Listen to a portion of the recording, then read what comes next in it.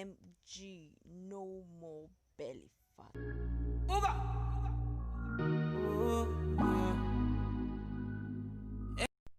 Hi guys, welcome back to my channel, and today we'll be learning how to make a do-it-yourself flat tummy tea, which you get results in less than 2 weeks, guys. And the best part is that the ingredients for this do-it-yourself flat tummy tea are things you can find at home. So without wasting much time, let's jump right into this video.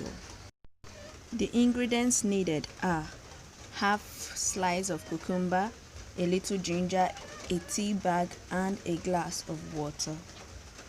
So guys, this tea helps to detox the body, it aids digestion, and this tea should be taken only at night, immediately after meal and before bed. This tea, you can combine it with workouts like sit. This brings us to the end of this video. Please subscribe, like, leave your comments below, and see you on my next video.